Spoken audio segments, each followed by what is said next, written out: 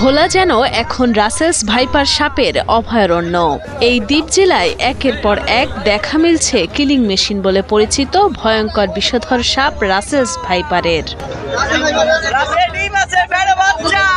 এতদিন এই সাপের বিচরণ ক্ষেত খামার আর চরাঞ্চলে থাকলেও এখন লোকালয়ে প্রবেশ করায় আতঙ্ক বিরাজ করছে ভোলাবাসীর মনে।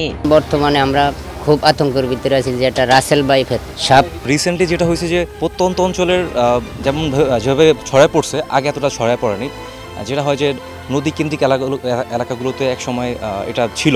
গত 4 দিনে জেলা সদর সহ দৌলত খান, তজুমুদ্দিন ও লালমোহন উপজেলায় খেলার মাঠে, বাড়ির উঠানে, ঘরের খাটের নিচে ও বাথরুমে দেখা মিলেছে রাসেলস ভাইপার সাপের। বুধবার বিকেলে জেলার তজুমুদ্দিনের চৌমোহনী এলাকায় খেলার মাঠে এ সাপ দেখতে পায় স্থানীয়রা। সে সময় সেখানে থাকা লোকজন লাঠিবাঁশ দিয়ে সাপটিকে পিটিয়ে মেরে ফেলেন। আমাদের ভোলাতেও বহুত সাপ ধরা খাইছে, সরাসরি হয়ে গেছে, তাতে আমরা খুব আতঙ্কের ভিতরে আছি। এর আগে মঙ্গলবার রাতে দৌলত খান উপজেলার ভবানীপুর ইউনিয়নের 1 নং ওয়ার্ডের জালুমাঝির বসতঘরে খাটের নিচে 3টি বেড়াল মৃত অবস্থায় দেখেন ঘরের লোকজন। পরে কারণ খোঁজাখুঁজির এক পর্যায়ে ওই ঘরে বিষধর রাসেলস ভাইপার সাপের হদিস মেলে।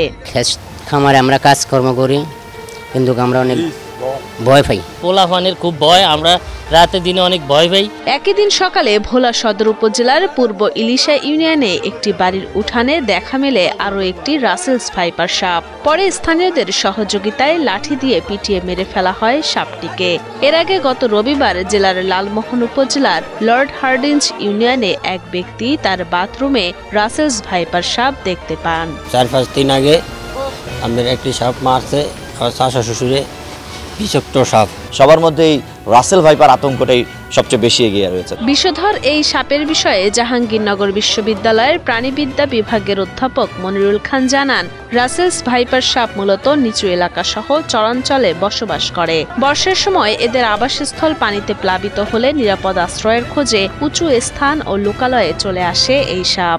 মূলত হচ্ছে ওই ক্ষেত খামার টাইপের জায়গায় থাকে, তবে মানে দক্ষিণ পূর্বাঞ্চলে আগের থেকে একটু বেশি মনে হচ্ছে।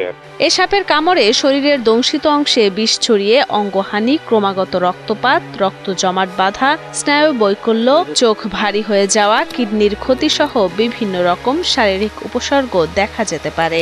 আপনারা আতঙ্কিত হবেন না, সেটা যে সাপই কামড় হোক না হোক, সেটা বিশ্লেষণের জন্য স্বাস্থ্যকর্মীর কাছে পাঠান। আমরা দেখতে চাই সেটা পয়জনাস কি নন পয়জনাস। যদি পয়জনাস হয় আমরা অ্যাকর্ডিংলি চিকিৎসা দিব, আর যদি নন পয়জনাস হয় তাহলে তাকে আমরা সাপোর্টিভ ট্রিটমেন্ট দেব। বন বিভাগ ও স্থানীয়দের হিসেব অনুযায়ী গত 3 বছরে জেলার বিভিন্ন উপজেলায় শতাধিক রাসেল ভাইপার সাপের দেখা মেলে, যার মধ্যে 25 থেকে 30টি সাপ বন বিভাগ উদ্ধার করে গভীর জঙ্গলে অবমুক্ত করে, আর বাকি সাপগুলো জালে জড়িয়ে বা পিটিয়ে হত্যা করে স্থানীয়রা।